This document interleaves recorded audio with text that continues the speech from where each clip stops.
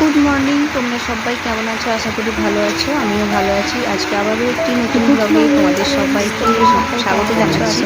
I hope ব্লগটি ভালো লাগবে। তো সকালবেলায় ঘুম থেকে উঠে এই যে বৃষ্টি পড়ছে আর এদিকে চা করে নিয়েছি, আর একটু চিড়া ভাজা নিয়েছি, দুটো বিস্কুট নিয়েছি। বিস্কুটটা আমি খাবো, বিস্কুট আর একটু চিড়ে ভাজা। আর আমার হাজব্যান্ড হচ্ছে সে চিড়ে ভাজাই খাবে। তো খাওয়া দাওয়া করলাম, খাওয়া দাওয়া করে তারপরে চলে এলাম। এই যে বিছানাটা গুটিয়ে নেব, বিছানাটা মানে একটু ঝেড়ে নেব। আর সকালবেলায় বৃষ্টি হচ্ছে, আবার মাঝে মাঝে রোদ দিচ্ছে, মানে বৃষ্টি হলেও খুব মানে টানা যে বৃষ্টি সেটা হচ্ছে না। গরমের পরিমাণটাও যথেষ্ট আছে, শরীর একদম মানে কাজ করছে না, ভালো লাগছে না। ঘুম থেকে আজকে একটু দেরি করে উঠেছি, তো দেরি করে উঠেও আমি কাজগুলো কিভাবে গোছাচ্ছি সেটাই তোমাদের সামনে শেয়ার করব। আর রান্নাটা তো আমাকে তাড়াতাড়ি করে করতেই হবে, তোমরা সবাই জানো। তো মাঝখানে ভাবলাম বিছানাটা একটু ঝেড়ে নিই, ঝেড়ে তারপরে রান্নার কাজে যাব। আর বিছানাটা ঝেড়ে নিলে মানে তারপরে আবার বিছানার এসে বসবো, কাজ করব, তো বিছানাটা না ঝাড়লে হবে না। তো তার জন্য বিছানাটা আগে ঝেড়ে নিচ্ছি, আর এরপর রান্নাবান্নার কাজে যাব। আর আজকে রান্নায় থাকছে দুটো রেসিপি, সেটা হচ্ছে একটা ভাজা, মানে 3-4 রকম ভাজা একসাথে, প্লাস হচ্ছে একটা ঘন্ট।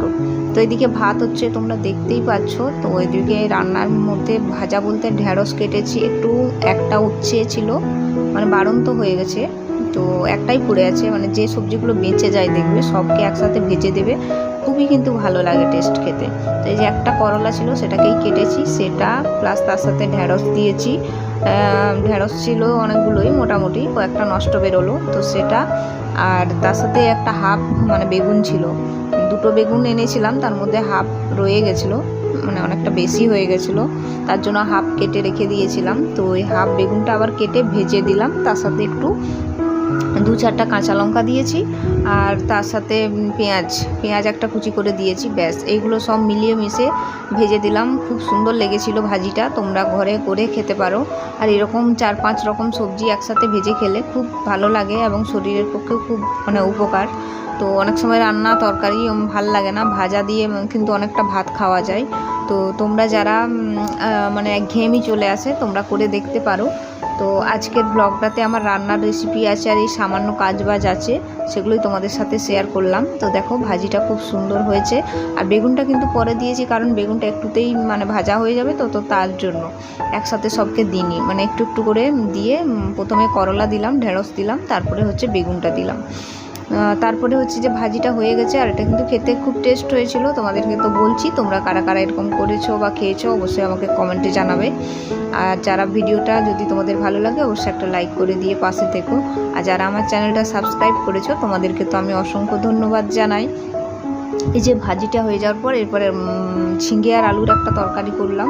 তো আমি না খুব একটা বাটা মশলাতেই রান্না করি, মানে পেঁয়াজটাকেও মানে দিয়ে দিয়েছি, প্লাস আদা দিয়েছি, রসুন দিয়েছি, আর 2টো কাঁচা লঙ্কা দিয়েছি, সব কিছু একদম মানে বাটা করে দিয়েছি। আর বাটা করে সেটার একটা তরকারি করে নিয়েছি। দেখবে বাটা মশলার তরকারি করলে মানে একদম সব কিছু বাটা, সেটা কিন্তু খেতে মানে গ্রেভিটাও বেশ একটু ঘন হয়, খেতেও কিন্তু টেস্টি হয়। তারপরে এই যে পরিমাণ মতো লবণ দিলাম, আর লবণ দিয়ে এরপর ঝিঙে আলুটা দিয়ে খুব সুন্দর করে, মানে জল দেবো না, ঝিঙে থেকে তো জল বেরোবে, সেই জলেই ঝিঙে আলুটা খুব সুন্দর করে বেশ ভাজা ভাজা হবে। আর যখনই ভাজা ভাজা হয়ে যাবে, মানে মশলা থেকে তেল ছেড়ে দেবে, তখন কিন্তু হালকা একটু জল দিয়ে দেবো আলুটা সেদ্ধ হওয়ার জন্য, আর মাখা মাখা হলেই নামিয়ে দেবো। তো তোমরা কারা এইভাবে রেসিপিটা করেছো বা খেয়েছো অবশ্যই জানাবে। আর বাটা মশলা মানে পুরোপুরি বাটা সবাই মানে কীরকম খেতে লাগে সেটাও জানাবে। তারপরে এই যে শোকেসটা একটু মুছতে চলে এলাম, এটা অনেকটা ধুলো পড়েছে মনে হচ্ছে, তো মোছা হয়নি, তো ভাবলাম এটা একটু মুছে নিই। তো ব্লগ ভিডিওগুলো আমার খুব একটা বড় হচ্ছে না, ছোটই হচ্ছে, কারণ আমার মাঝখানে তোমাদেরকে তো বললামই আমার একটা এক্সাম চলছে, আমাকে সেটার জন্য প্রিপারেশন নিতে হচ্ছে, প্লাস হচ্ছে আমাকে প্র্যাকটিক্যাল খাতা লিখতে হচ্ছে। তো তোমরা একটু যদি মানে মানিয়ে নাও তাহলে খুবই ভালো হয়। তাও যতটুকু আমি করি সকালবেলায় মানে কাজ বাজ পুরোটাই তোমাদের সাথে তুলে ধরার চেষ্টা করি, আর আশা করি তোমরা আমার পাশে থাকবে। তো যতটুকু দেখালাম সেটা আমি মন থেকে, এবং কাজগুলো করতে কিন্তু খুবই কষ্ট হয়, তার সাথে ভিডিও করতে মনে হয় যেন এইটুকুর ভিডিও, কিন্তু সত্যি ক্যামেরা মানে অন করাটা খুবই কষ্ট। তো আজকের ব্লগটা এখানেই রাখলাম, দেখা হবে আগামীকাল। ততক্ষণে সবাই সুস্থ থাকবেন, স্বাভাবিক থাকবেন।